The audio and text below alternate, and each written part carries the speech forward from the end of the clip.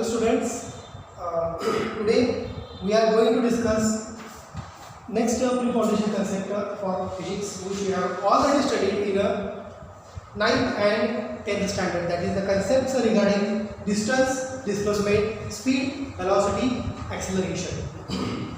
त्याच्यानंतर सगळ्यात पहिल्यांदा आपण काय बघूया स्केलर आणि वेक्टर क्वांटिटी. स्केलर आणि वेक्टर याची तुम्हाला बेसिक कन्सेप्ट थोडीफार झाली असेल.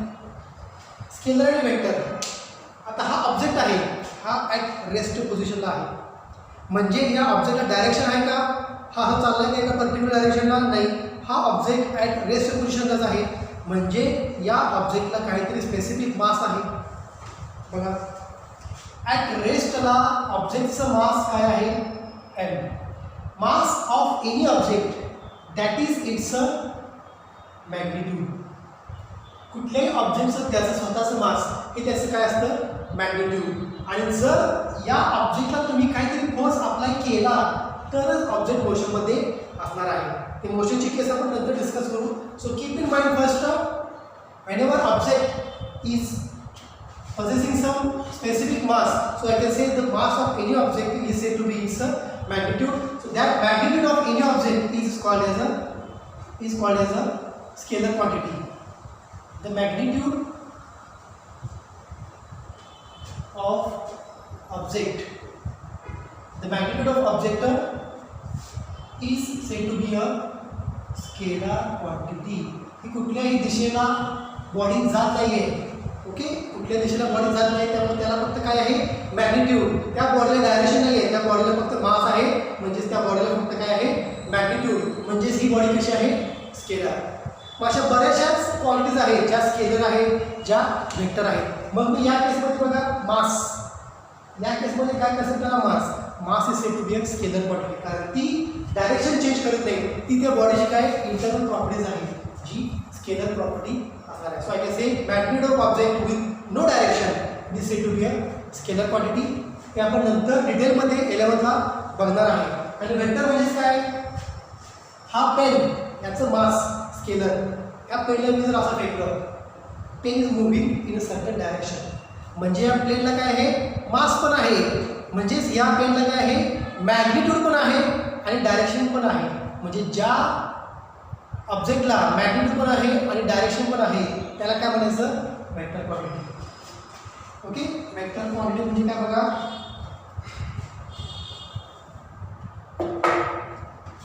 दी क्वांटिटी म्हणजे काय, फिजिकल क्वांटिटी. कुठल्या आहेत फिजिकल क्वांटिटी, मास, वेलॉसिटी, ॲक्सलरेशन, फोर्स, मोमेंटम, ह्या सगळ्या काय आहेत, अशा बऱ्याच आहेत, आपण फक्त थोड्याच डिस्कस केलेल्या आहेत. म्हणजे द क्वांटिटी विच हॅविंग, ज्याला मॅग्निट्यूड पण असते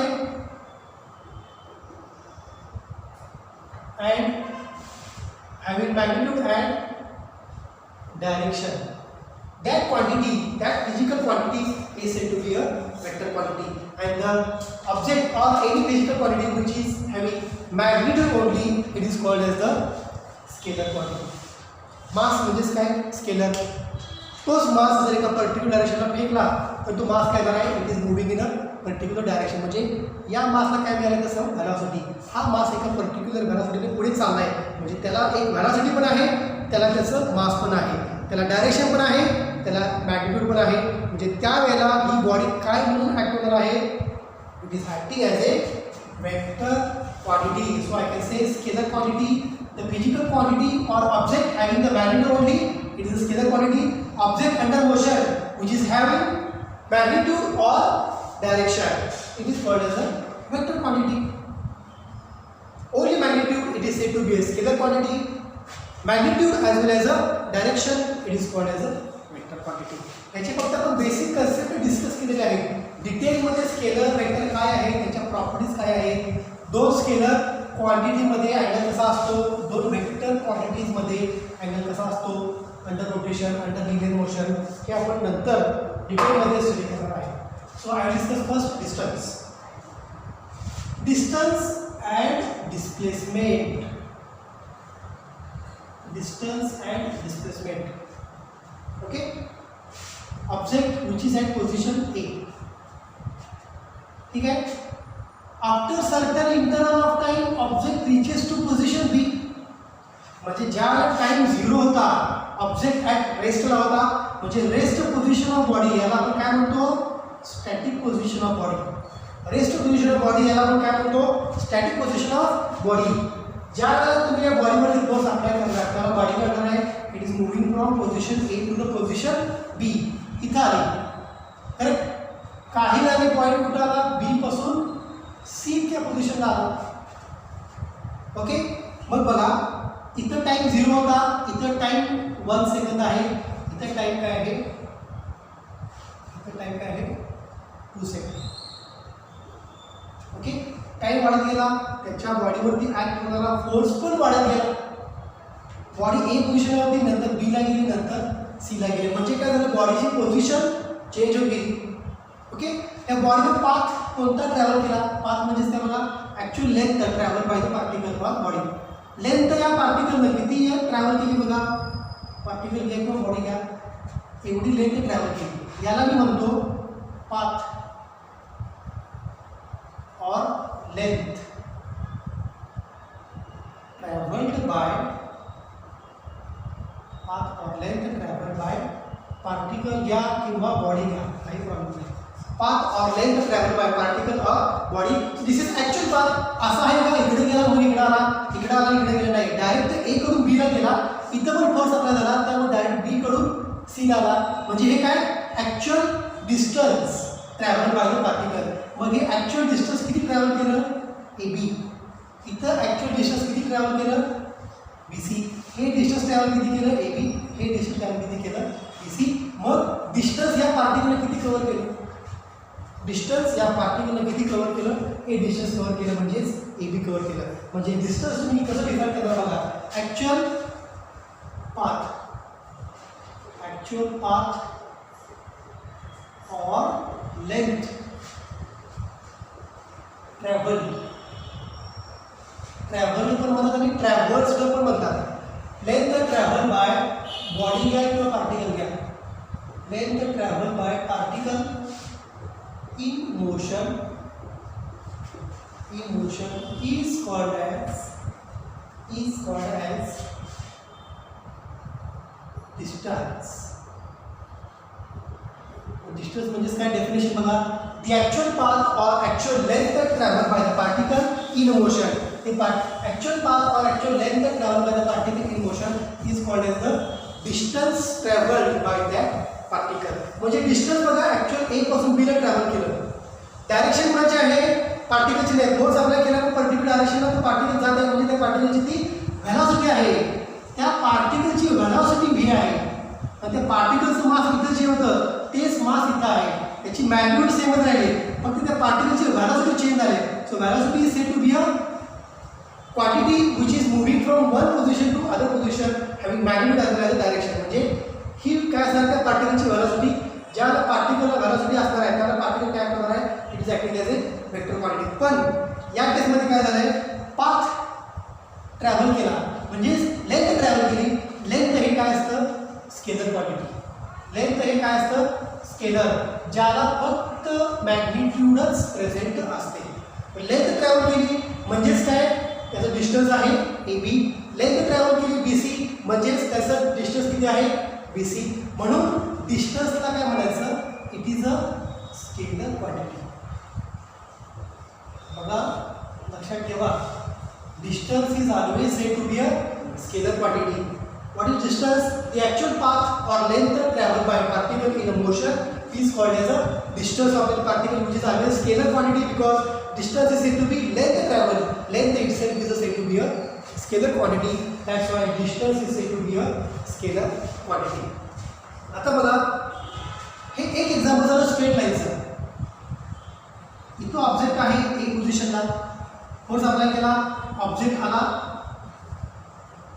बी पोझिशनला, इथे कुठं तर आला.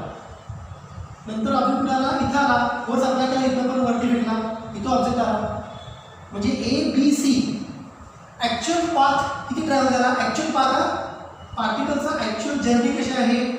ए कडून बी ला गेला, बी कडून सी ला आला, इथे थांबला. करेक्ट. याच्या बरोबर अपोजिट दुसरी डेफिनेशन अशी आहे की डिस्प्लेसमेंटची. आता डिस्प्लेसमेंट कसं डिफाइन करायचं बघा. 3 पॉईंट आहे, मला सी पॉईंटला पोहोचायचं आहे. मी असं पोहोचणार का, ए कडून बीला जाणार आणि बी कडून सीला जाणार.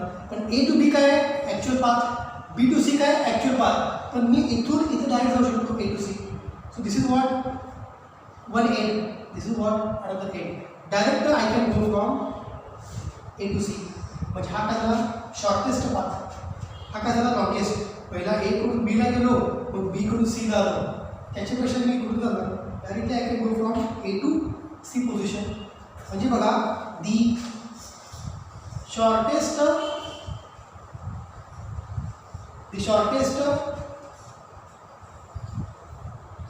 डिस्टन्स बिटवीन टू पॉईंट्स म्हणजे इनिशियल पॉईंट आणि फायनल पॉईंट. फायनल आला कुठं सीला, इनिशियल स्टार्ट कुठे झाला ए पासून. म्हणजे 2 points between 2 points is called as displacement. Body displace झाली is called as displacement. Body is displaces with some velocity. म्हणजे हे एका पर्टिक्युलर वेलॉसिटीने जाणार आहे. म्हणजे मला ए टू बी कडून बी टू सीला येण्याच्या ऐवजी मी काय करणार डायरेक्ट ए कडून सीला जाणार. एक दुसरं पण एक्झाम्पल या केसमध्ये आपण डिस्कस करूया.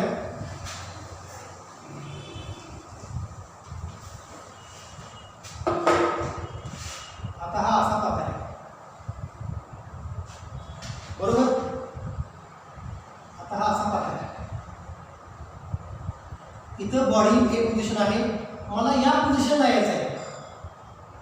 एक तर ॲक्च्युअल पाथ ट्रॅव्हल करणार. मग ॲक्च्युअल पाथ जो ट्रॅव्हल केला ते काय असणार आहे त्याचं distance. Shortest distance between 2 points कुठून आहे, याला डायरेक्शन आहे. म्हणजे A to B the shortest distance between 2 points is called as a displacement of particle. The shortest distance between 2 points initial point and final point is called as a displacement. आता आपण basic काय discuss करायला लागलो, परत या डिस्प्लेसमेंटचे आणखी पुढं वेगवेगळे टाइप्स आपण डिस्कस करायचे आहेत 11th स्टँडर्डमध्ये कायनेमॅटिक्स आणि लॉज ऑफ मोशनमध्ये. इथे फक्त आपण बेसिक डिस्कशन करायला लागले डिस्टन्स अँड डिस्प्लेसमेंटचं. So the shortest distance between 2 points when the object is under motion it is called as a displacement. The actual path traveled by the particle during its journey. Journey म्हणजे start झाला ए पासून end झाला बी पर्यंत, start झाला ए पासून end झाला C पर्यंत. म्हणजे ॲक्च्युअल पाथ इथं किती ट्रॅव्हल झाला एवढा. म्हणजे हे काय डिस्टन्स. आणि शॉर्टेस्ट पाथ काय हाय. म्हणजे हे काय झालं डिस्प्लेसमेंट. ओके. डिस्टन्स कसा आहे स्केलर. आता याला डायरेक्शन आहे, it is having some particular direction. So I can say the displacement is said to be a vector quantity. आणि का शॉर्टेस्ट डिस्टन्स म्हणजे एका पर्टिक्युलर डायरेक्शन आहे केलेला आहे की त्याची काय ॲक्च्युअल पाथ ट्रेस करतो. आणखीन एक एक्झाम्पल घ्या. जर पेन असा फेकला किंवा बॉल असा फेकला, बॉल कसा जाणार पहिल्यांदा इथून स्टार्ट केला, हा जिथं बॉल आहे तिथून हा हॉरिझॉन्टल सरफेस असा बॉल फेकला वरती, बॉल वरती येणार आहे, परत बॉल काय जाणार आहे खाली जाणार आहे बरोबर. म्हणजे ॲक्च्युअल पाथ बॉलचा कसा आहे असा आहे ए बी सी. म्हणजे ॲक्च्युअल पाथ हा आहे त्या बॉलचा. म्हणजे हे त्याचं काय ॲक्च्युअल पाथ म्हणजेच distance. Shortest distance between 2 points during its journey A to C. ह्या दोघांच्या मधलं हे शॉर्टेस्ट डिस्टन्स आहे. हा त्याचा जर्नी आहे ॲक्च्युअल. हे काय त्या जर्नीचं शॉर्टेस्ट डिस्टन्स ते काय असणार आहे डिस्प्लेसमेंट. म्हणजे जो पाथ फॉलो करतो बॉडी तो असा त्याचा डिस्टन्स. आणि पाथ फॉलो झाल्यानंतर shortest distance between the 2 points it is said to be a displacement of that body. Distance always said to be a scalar quantity. Displacement always said to be a vector quantity because body is under motion which follows a velocity. That's why it is having particular direction. So keep in mind displacement and distance of the body in a motion. Distance का scalar आहे कारण तो actual path म्हणजेच actual length travel करतो, length ही scalar आहे त्यामुळे distance सुद्धा काय असणार आहे, स्केलर क्वांटिटी असणार आहे. आता बघा स्पीड आणि velocity.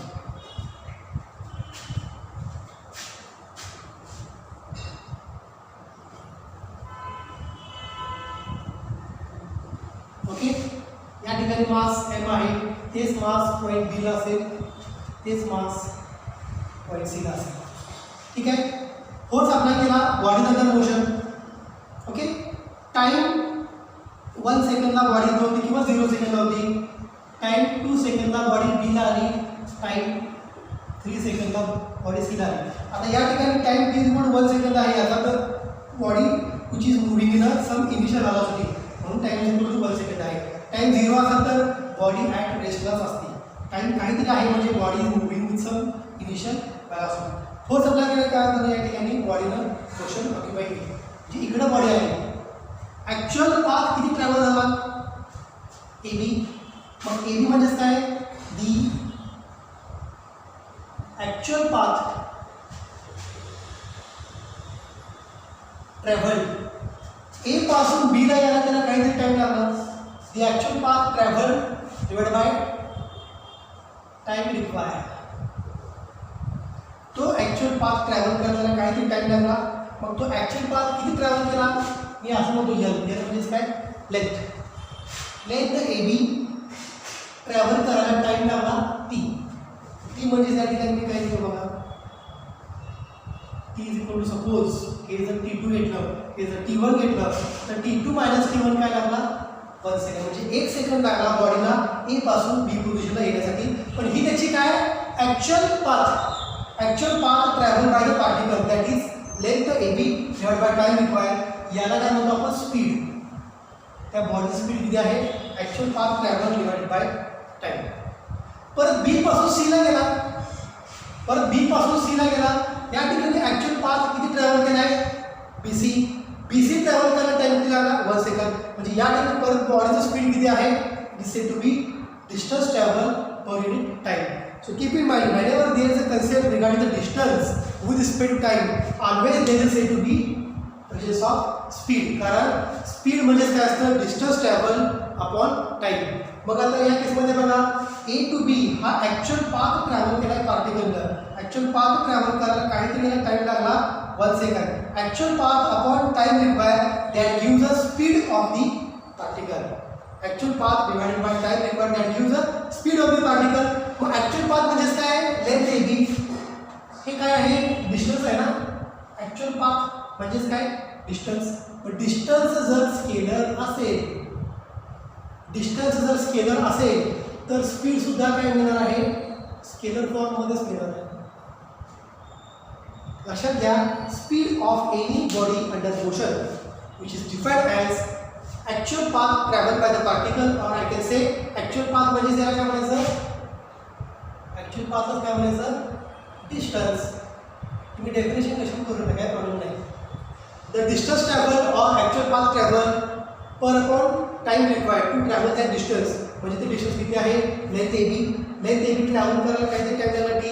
So distance travel upon time is called as a speed. The distance travel by particle upon time that gives the speed. If distance is said to be a scalar quantity, speed is also sed to be a scalar quantity. जर distance scalar असेल तर speed सुद्धा काय असणार आहे, scalar quantities असणार आहे. मग स्पीड आणि डिस्टन्समध्ये कसं रिलेशन आहे ते बघा. आता therefore स्पीड हे असं लिहितात व्ही. व्ही म्हणजेच काय, स्पीड आहे. हे झालं स्केलर क्वांटिटी. नंतर याला मी असं वेक्टर करणार आहे. Speed is defined as total distance travel. Total distance travel upon ते डिस्टन्स ट्रॅव्हल करायला टाइम किती लागला, आपल्या असं लिहितो total time. It is said to be a speed. आणि स्पीड कसं आहे, स्केलर. का स्केलर आहे, कारण डिस्टन्स कसं आहे, स्केलर क्वांटिटी आहे. So keep in mind, speed is defined as total distance travel by the particle to the total time required to travel that distance. It is simply speed of that particle. हे झालं speed. आता velocity मगाशी आपण बघितलं actual path हे म्हणजेच काय distance, तर डिस्प्लेसमेंट म्हणजेच काय shortest distance between the two points Wien particle is under motion. म्हणजे इथं होता पार्टिकल हा इथं आला, म्हणजे इकडून असं स्टार्ट झाला, इकडं आला इकडं आला शेवटी इथं आला. मी काय घेणार आहे, हा जर बी पॉईंट असेल हा जर ए पॉईंट असेल तर मी काय घेणार आहे शॉर्टेस्ट डिस्टन्स ए, म्हणजे ह्याला डायरेक्शन आहे डिस्प्लेसमेंटला. म्हणजे काय बघा ए टू बीला जाताना दी डिस्प्लेसमेंट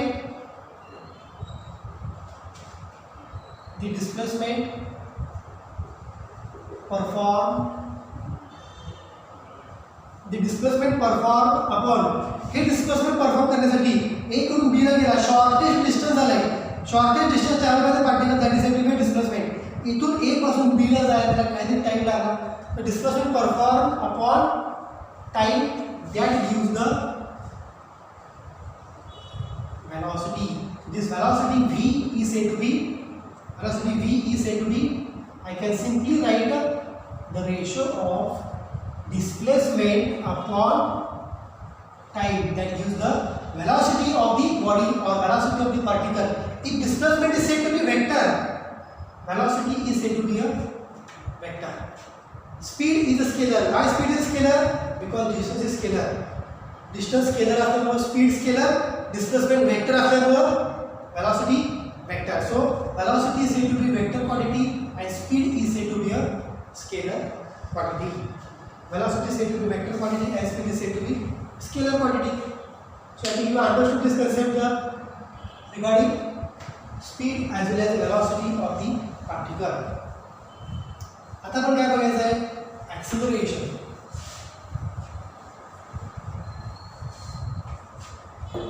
Acceleration अगदी सिंपल डेफिनेशन आहे acceleration.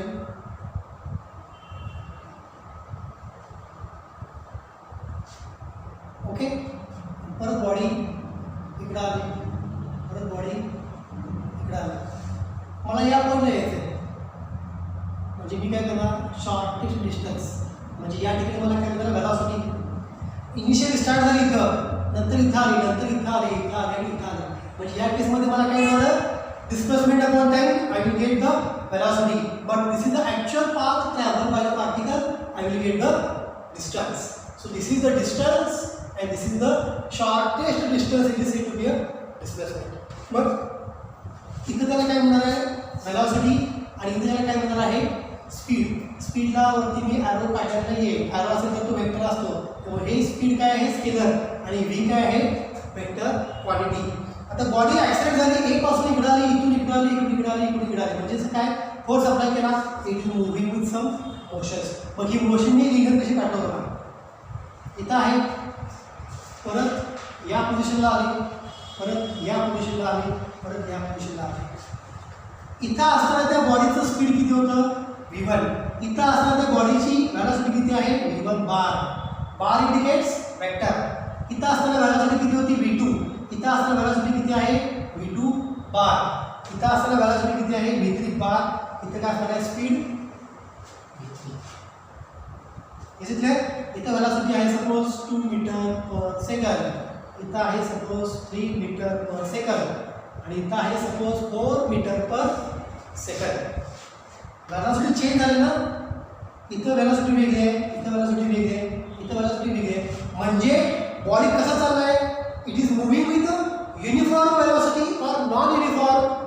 लक्षात ठेवा युनिफॉर्मचा अर्थ काय, सगळीकडे त्याची वेलॉसिटी सारखीच पाहिजे, पण या ठिकाणी सगळीकडे त्याची वेलॉसिटी सारखी आहे का नाही. म्हणजे मी या ठिकाणी काय म्हणतो body moving with non uniform, जी सारखी नाही आहे सगळ्या पॉईंटला, म्हणून ही वेलॉसिटी कशी आहे नॉन युनिफॉर्म. लक्षात ठेवा ज्या ज्या वेळेला वेलॉसिटी नॉन युनिफॉर्म असते त्या त्यावेळेला त्या ठिकाणी ॲक्सिलरेशन प्रोड्यूस असतं. जर वेलॉसिटी युनिफॉर्म असेल तर ॲक्सिलरेशन कॉन्स्टंट म्हणजेच ते झिरो असते. झिरो कसं हे नंतर आपण सर्क्युलर मोशनमध्ये बघायचं आहे. इथं होती वेलॉसिटी v1, इथं किती वेलॉसिटी झाली v2, 2 to 3 कन्वर्ट झाले. या ठिकाणी टाइम होता सपोज 1 सेकंड, या ठिकाणी टाइम वाढला it is 2 second. Velocity change झाली का बघा, change in velocity change in velocity, velocity change झाले अपॉन टाइम. कितीने चेंज झाले velocity? v2 minus v1 in time interval t2 minus t1. So change the velocity upon time. Whenever there is a change in velocity upon time, that gives acceleration acting on body. Velocity ज्याला change होणार त्याच वेळेला body मध्ये acceleration produce होणार. जर velocity constant राहिली तर acceleration 0. कसं 0 बघा, हे नॉन युनिफॉर्म आहे. जर मी सर्कल घेतला तर पार्टिकल आता असा जात होता स्ट्रेट मध्ये, आता पार्टिकल सर्कलच्या फॉर्म मध्ये जाणार आहे. बघा आता इथं आहे पार्टिकल, पार्टिकल इथं आला, पार्टिकल इथं आला, पार्टिकल या ठिकाणी आला, परत पार्टिकल फिरून या ठिकाणी झाला. म्हणजे याला असं डिस्टन्स ट्रॅव्हल केलं का? बरोबर. मग वेलोसिटी म्हणजेच काय? Displacement upon time. मग जिथून स्टार्ट झाला तिथंच परत एंड झाला. Distance between to shortest point काय? 0. जिथून स्टार्ट झाला पार्टिकल तिथंच परत एंड झाला म्हणजे डिस्प्लेसमेंट 0 झालं. डिस्प्लेसमेंट 0 झालं म्हणजे वेलोसिटी 0. कारण वेलोसिटी म्हणजेच काय? Displacement upon time. जर डिस्प्लेसमेंट 0 असेल तर वेलोसिटी 0, आणि वेलोसिटी 0 असेल तर ॲक्सिलरेशन काय असणार आहे? 0. म्हणजे हा पार्टिकल कसा फिरायला लागला आहे? युनिफॉर्म वेलोसिटी, ज्याची वेलोसिटी कुठेही चेंज झाली नाही, चेंज झाली नाही म्हणून ॲक्सिलरेशन कॉन्स्टंट, वेलोसिटी कॉन्स्टंट. आणि चेंज जर झाली तर ॲक्सिलरेशन प्रोड्यूस होणार आहे.